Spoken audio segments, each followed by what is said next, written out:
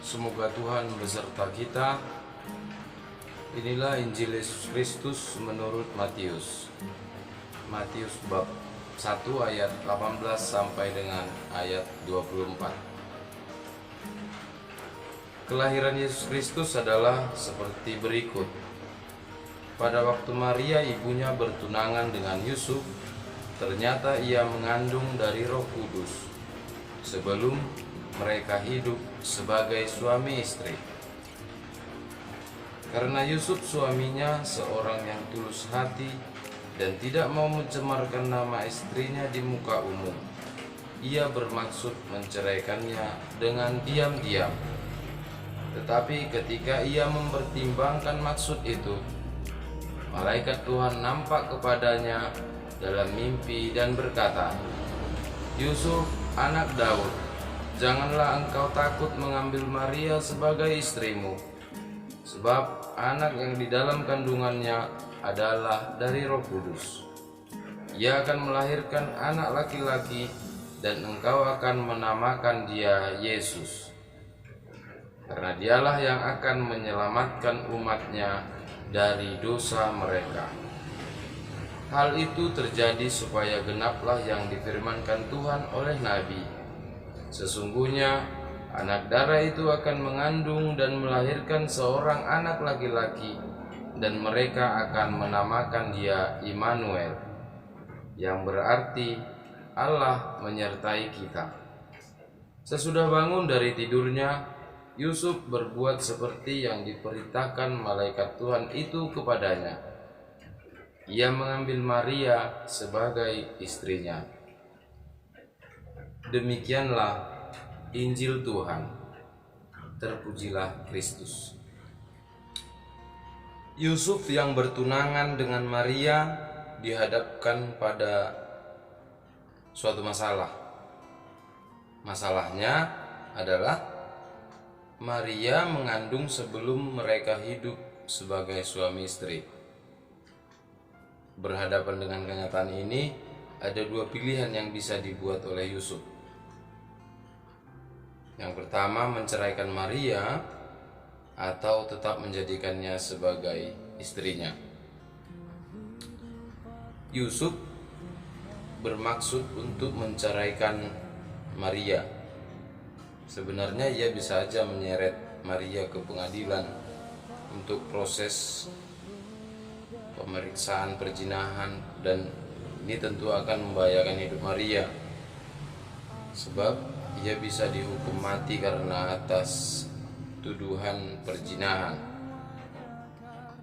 Namun Yusuf tidak memilih jalan itu. Ia mengutamakan belas kasih dengan memilih menceraikan Maria secara diam-diam, sehingga tidak mencemarkan nama baik Maria di depan umum dan menghindarkan Maria dari kemungkinan hukuman mati. Biasanya hukuman yang seperti ini dilempari batu sampai mati. Nah, ketika Yusuf masih mempertimbangkan maksudnya, malaikat Tuhan nampak kepadanya melalui mimpi. Dan dalam mimpinya malaikat Tuhan meminta agar Yusuf membatalkan niatnya. Niatnya tadi, Yusuf ingin menceraikan Maria secara diam-diam. Nah, dalam mimpinya, malaikat Tuhan menjelaskan bahwa anak yang dikandung Maria adalah dari Roh Kudus, bukan dari suatu perzinahan. Dan malaikat Tuhan juga menjelaskan kepada Yusuf bahwa anak itu kelak akan menyelamatkan umatnya dari dosa mereka. Malaikat Tuhan meminta agar Yusuf mengambil Maria sebagai istrinya dan juga memintanya agar memberi nama Yesus kepada anak yang akan dilahirkan oleh Maria. Dan Yusuf percaya terhadap perkataan yang disampaikan melalui malaikat Tuhan itu kepadanya. Dan kepercayaannya itu diwujudkan dalam ketaatan melakukan perintah Allah. Sesudah bangun dari tidurnya, Yusuf berbuat seperti yang diperintahkan malaikat Tuhan itu kepadanya. Ia mengambil Maria sebagai istrinya. Bapak, Ibu, dan saudara-saudara yang terkasih dalam Kristus, kita semua tentu pernah atau barangkali tak jarang dihadapkan pada suatu masalah. Mulai dari masalah yang kecil sampai masalah yang besar. Masalah yang paling besar saat ini adalah yang kita alami, pandemi COVID-19. Dan saya juga merasakan benar-benar kepahitan dari pandemi ini. Kita semua tentu sudah merasakan berbagai masalah yang timbul.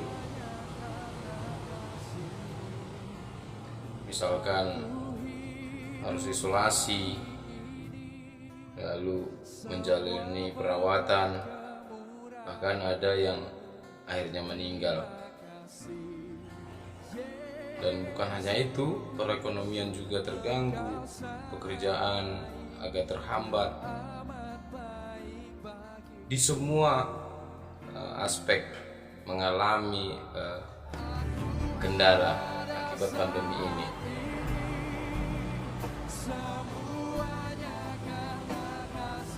Nah, ketika kita berhadapan dengan masalah-masalah ini, kita harus senantiasa melibatkan Tuhan dalam penyelesaiannya. Kita harus percaya bahwa Tuhan akan membantu kita menyelesaikan masalah-masalah kita. Sebesar apapun masalah kita yang kita alami, lebih dari itu, kita juga harus berusaha menemukan atau menyelami maksud Tuhan di balik masalah-masalah yang kita alami. Boleh jadi di balik masalah yang kita hadapi, sesungguhnya Tuhan merencanakan hal baik untuk kita. Misalnya muncul pandemi ini, ada hal-hal positif yang dapat kita cermati atau kita syukuri. Nah, misalkan pandemi ini kita jadi terbiasa menjadi hidup bersih, sering cuci tangan, pakai masker. Yang tadinya malas atau sebelum pandemi tidak pernah atau jarang cuci tangan, pakai masker juga, bahkan tidak pernah pakai masker. Dan sekarang semakin terbiasa menjadi hidup bersih, hidup sehat. Nah, tentu hal ini juga patut untuk kita syukuri. Lalu mendorong pandemi ini juga mendorong orang tua untuk lebih terlibat dalam mendidik anak. Nah, dalam pandemi ini ada juga sekolah-sekolah ya, sekolah online, belajar dari rumah. Maka orang tua juga menjadi lebih banyak waktu bersama kepada anak yang sebelumnya hanya menyerahkan sepenuhnya kepada sekolah, dan sekarang akibat pandemi merasakan atau jadi mengalami kedekatan, menambah pengetahuan juga kepada orang tua ya tentang pelajaran anak, cara memakai handphone juga, akhirnya tahu aplikasi mana, misalkan aplikasi Zoom, lalu Zoom meeting atau aplikasi lainnya. Nah, ada hal-hal positif yang patut kita syukuri dari pandemi ini, bukan hanya hal negatif tentunya ya. Kita bisa melihat hal-hal positif yang selayaknya kita syukuri. Dalam kata lain, ada hikmah di balik setiap masalah yang kita hadapi. Dalam istilah kerennya ada sengsara membawa nikmat, begitulah. Nah, ada hal-hal yang baik di balik penderitaan. Jangan kiranya kita